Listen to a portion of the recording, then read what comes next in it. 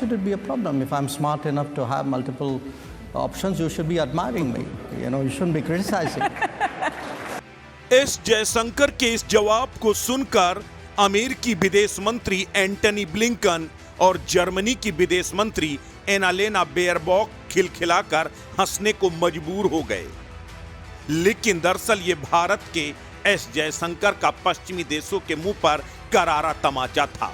जयशंकर का ये बेबाक अंदाज पहली बार नहीं बल्कि इससे पहले भी कई बार पूरी दुनिया ने देखा है। दुनिया का जब भी कोई देश भारत को नीचा दिखाने की कोशिश करता है, भारत के विदेश मंत्री एस जयशंकर ऐसे ही उसे सबक सिखाने से बाज नहीं आते। वो फिर चाहे पाकिस्तान को आतंकी इंडस्ट्री कहकर उसकी औकात याद दिलाना हो या फिर चीन को हद में रहने की हिदायत देना, रूस से तेल खरीदने के मुद्दे पर यूएनएससी में अमेरिका को सबक सिखाना रहा हो, भारत के विदेश मंत्री एस जयशंकर कभी पीछे नहीं हटते। तो पहले आपको बताते हैं कि आखिर म्यूनिक में कैसे महिला पत्रकार को आईना दिखाया विदेश मंत्री एस जयशंकर ने। Counterpart from the US, everything is your relationship is fine. You can do whatever you want whenever you want. Your question, do we have multiple options? Answer is yes. Is that a problem? Why should it be a problem? If I'm smart enough to have multiple options, you should be admiring me.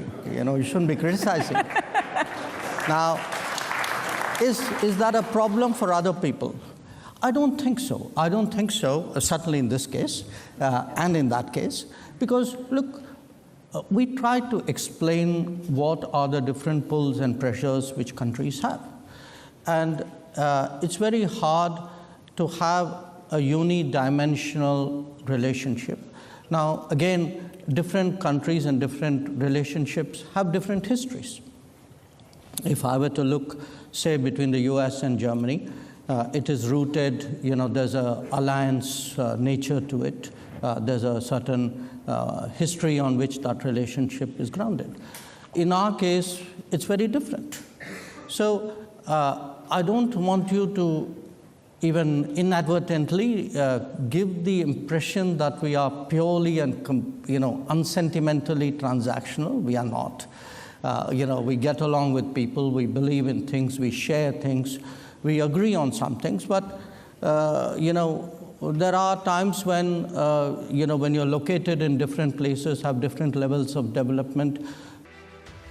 आज अगर पूरी दुनिया में हिंदुस्तान की विदेश नीति का डंका बज रहा है तो उसमें एस जयशंकर की बहुत बड़ी भूमिका है। जिस सलीके के साथ, सादगी के साथ और बेबाकी के साथ एस जयशंकर दुनिया के तमाम डिप्लोमेट्स और ब्यूरोक्रेट्स को जवाब देते हैं, उस सादगी की आज पूरी दुनिया कायल है। एक बार फिर म्यूनिख में एक कोशिश हुई थी भारत को नीचा दिखाने की, क्योंकि सामने मौजूद था अमेरिका और जर्मनी। एक महिला पत्रकार ने जब उनसे सवाल पूछा कि क्या भारत अपने मनचाहे तरीके से अपने रिश्ते जिस देश से चाहता है उसे रखता है, इससे अमेरिका को कोई दिक्कत नहीं है, उसके बाद एस जयशंकर ने जो कहा वाकई में पश्चिमी देशों के लिए एक झन्नाटेदार चांटा था, जो इस दिलकश अंदाज में मारा गया था कि किसी को एहसास भी नहीं हुआ कि जयशंकर ने उन्हें जवाब भी दे दिया है।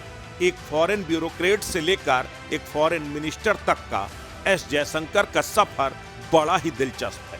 प्रधानमंत्री नरेंद्र मोदी की एक फोन कॉल जयशंकर 2019 में प्रधानमंत्री नरेंद्र मोदी की एक फोन कॉल ने एस जयशंकर को हैरान कर दिया था, जब अचानक पीएम मोदी ने रात को फोन किया कि आपको सुबह शपथ लेनी है। 1977 बैच के आईएफएस अधिकारी एस जयशंकर हिंदुस्तान के ऐसे पहले विदेश मंत्री हैं जो इससे पहले विदेश सचिव रह चुके हैं। एस जयशंकर 2015 से 2018 तक देश के विदेश सचिव के पद पर रहे। इससे पहले वो चीन और अमेरिका सहित कई प्रमुख देशों में राजदूत का पद भी संभाल चुके हैं। एस सुब्रमण्यम के पिता के सुब्रमण्यम को भारत के सबसे प्रमुख राष्ट्रीय सुरक्षा रणनीतिकारों में से एक माना जाता है। 1980 में के सुब्रमण्यम रक्षा उत्पादन सचिव थे। इंदिरा गांधी जब दोबारा प्रधानमंत्री बनकर आईं तो सबसे पहले उन्होंने के सुब्रमण्यम को सचिव पद से हटाया। एस जयशंकर के मुरीद तो कांग्रेसी प्रधानमंत्री मनमोहन सिंह भी थे, लेकिन वो उन्हें ओहदा नहीं दे सके। लेकिन 2014 में प्रधानमंत्री नरेंद्र मोदी के प्रधानमंत्री बनने के बाद 2015 में जयशंकर को विदेश सचिव बना दिया गया, क्योंकि पीएम मोदी और जयशंकर का रिश्ता बहुत पुराना है। 2012 में बतौर गुजरात के मुख्यमंत्री मोदी कई देशों के दौरे पर गए, लेकिन गुजरात दंगों की वजह से कई देशों में उन्हें वो प्रोटोकॉल नहीं मिला। अमेरिका ने तो वीजा तक नहीं दिया। लेकिन 2012 में जब मोदी चीन पहुंचे, उस समय चीन के राजदूत थे एस जयशंकर। उन्होंने चीन में मुख्यमंत्री मोदी को न सिर्फ प्रॉपर प्रोटोकॉल उपलब्ध कराया, बल्कि कई बड़ी शख्सियतों से उनकी मुलाकात भी कराई। वहीं से जयशंकर की डिप्लोमेसी का लोहा मोदी मानने लगे, और जब पीएम मोदी प्रधानमंत्री बने तब जयशंकर अमेरिका में राजदूत थे, और पीएम मोदी को वीजा दिलाने सहित अमेरिकी दौरे की बुनियाद जयशंकर ने ही रखी थी। उसी के बाद से जयशंकर पीएम मोदी के दाहिने हाथ बन गए। अस्तित्व न्यूज के लिए ब्यूरो रिपोर्ट।